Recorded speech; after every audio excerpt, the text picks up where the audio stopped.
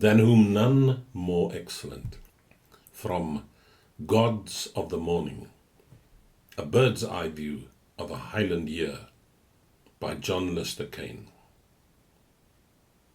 In the dense shade of the old yew clump, there is not just one dog grave, but a line of similar stones, 6 to be exact, 5 rough boulders in a row, and one cut stone with an inscription, Max, 1968 to 1981, and something in Latin underneath. I dropped the woodcock feathers and bent to rub the moss off the stone. I had certainly not forgotten the dog, but I had momentarily forgotten the inscription. I love to come here quietly to remember them all, and the decades they span. The Labradors, Max and Jubilee. Hobson, my first Jack Russell.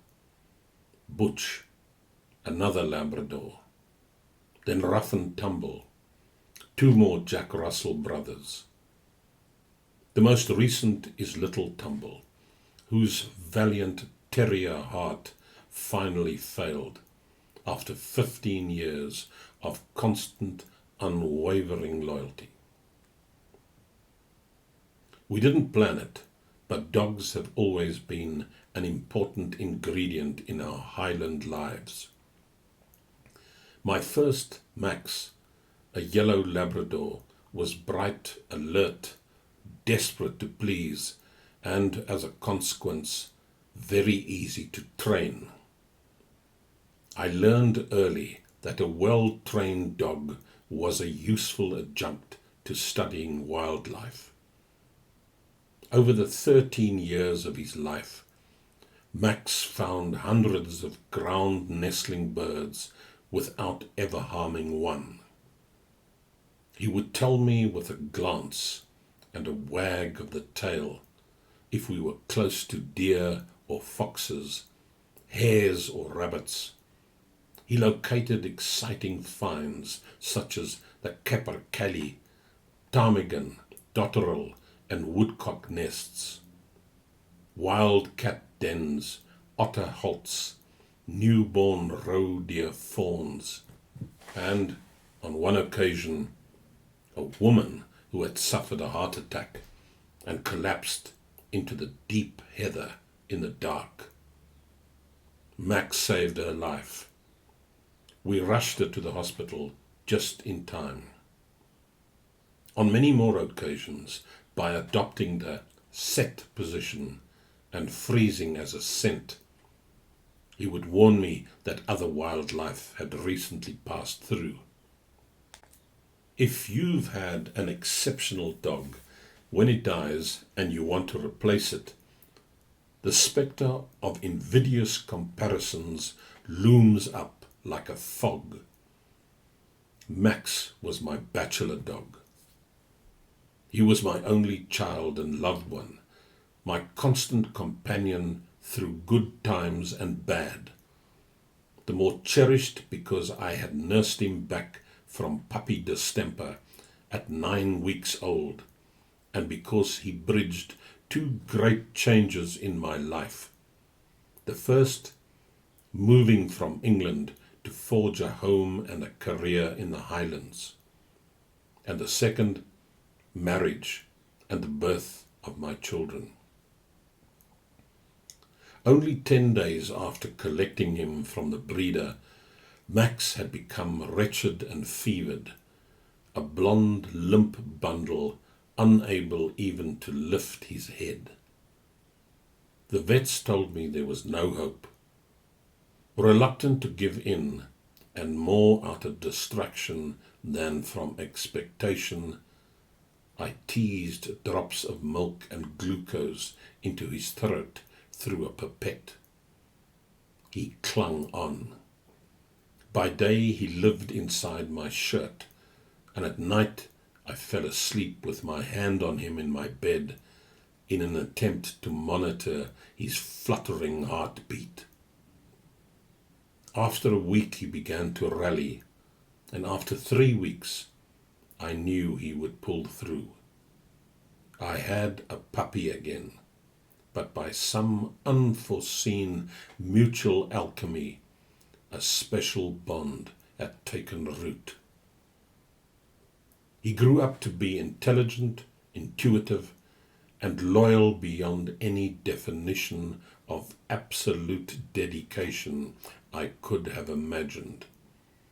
He became my shadow, redefining the expression dogging my heels, travelling everywhere with me in my car. Pleasing me seemed to be his entire life's purpose. Training him was a mutual adoration process. I was keen to fulfill his soaring ambition to please, and he was desperate to succeed. It was as though I could teach him almost anything I wished, and he would grasp it as soon as we had begun. I hung tassels on the levered door handles, and he quickly learned to pull them open, then push them closed behind him, letting himself in and out of my cottage. He had an excellent nose and could search and retrieve over great distances. His mouth was as soft as jelly. I trained him on hen's eggs, and never once did he break or drop one, delivering them delicately into my hand as if each was a precious gift. Once, when he was about 6 years old, I took a group of centre visitors to the summit of a 4,000-foot mountain in Glen Affric on a fine June day to search for the exquisitely delicate red and pink flowered alpine azalea, Loaceria procumbens, which creeps an inch over the thin tundra summit. It was a long walk, over 4 miles, and another mile of steep, breathless haul to the ridge. We found and photographed our azalea and ate our sandwiches at the summit cairn in brilliant sunshine. Max settled down beside me and fell asleep.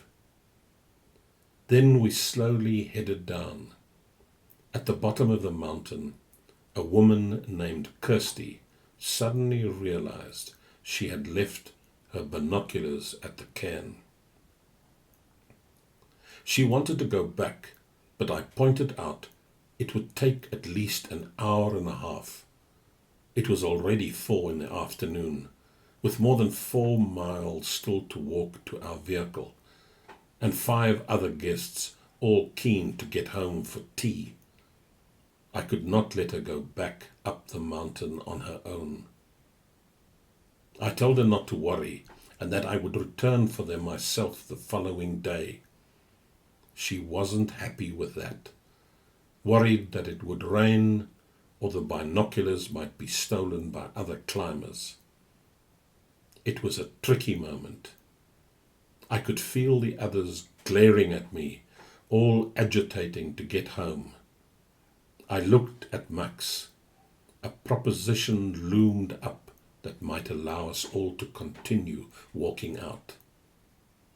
"It's just possible," I ventured, not really believing it was, "that Max will go back and get them for you." There were incredulous looks all around, but over several days they had seen how roundly trained he was, and not even Kirsty chose to challenge me. I took a cardigan and held it to his nose. I rubbed his ears affectionately, pointed back up the trail, and called, "Hi, lost!" He set off back up the path at a fast lope. The last we saw of him was his thick otter tail gyrating enthusiastically as he vanished into the grassy contours of the mountain. We started the long walk out. An hour later, the sun had gone, and we arrived at our vehicle cold and tired. I kept looking over my shoulder. No sign of Max. Everyone loaded their rucksacks into the Land Rover. Some changed their boots, others stood about looking apprehensive. An uneasy silence had descended over us all. It had been a long, arduous day, and my guests were getting stiff. No Max. Jump in, I urged as nonchalantly as I could. I'm not worried about Max. I'll run you home and come straight back for him. It was the last thing I wanted to do, an extra 36 miles there and back, but I couldn't really keep them waiting any longer. I fired up the engine and turned the vehicle around. Just as I was about to let the clutch up, there was an electrifying gasp from everyone on board, then a cheer as they all tumbled out of the vehicle. Down the track, still 50 yards away, Max was padding towards us with a pair of black binoculars held firmly in his mouth. His tail was wagging energetically.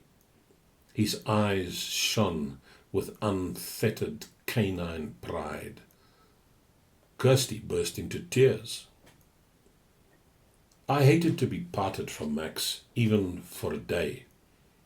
On the occasions that I had to go away, we both pined, and I came home to rapturous, whole-body wagging welcomes to the very end of his long life.